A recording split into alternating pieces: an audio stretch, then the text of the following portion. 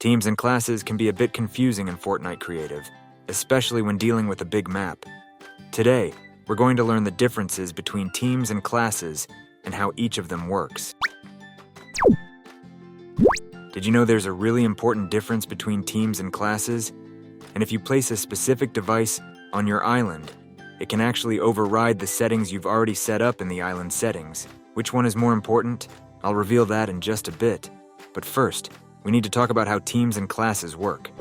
When you're in creative mode, you can open the island settings and configure everything however you prefer using these options. For example, here you can adjust the number of players on the island, the number of teams, and how many players can be on each team. To better understand, imagine you have 3 teams with 3 players each. So in total, you have 9 players on the island.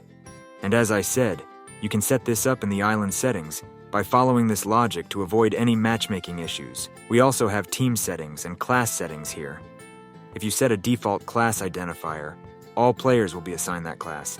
So, teams are used to group players, and classes are used to give players a specific role or identification within the group. Don't forget, you can create up to 16 classes and no more than that.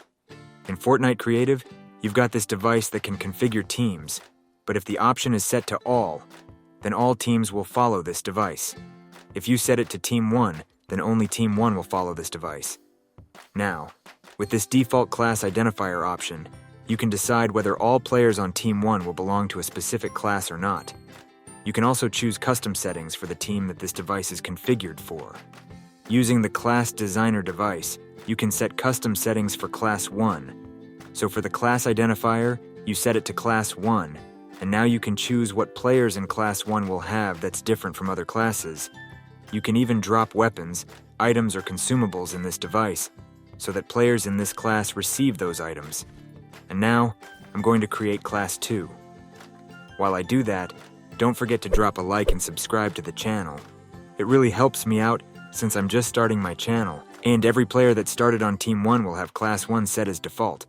But during the game, I want to change the player's class to Class 2, and that's where the class selector device comes in. To change the player's class, I just need to switch this first option to the desired class, in my case, Class 2. Using the same device, you can also change the player's team if you want. Now, if I start the game, I begin with the bow from Class 1, but if I switch to Class 2, I get the weapon from Class 2. That's what the class selector device is for. So which one is more important? Island settings, team settings and inventory, or class designer? The island settings are the foundation, but if you place a team settings and inventory device, it will take control over your island.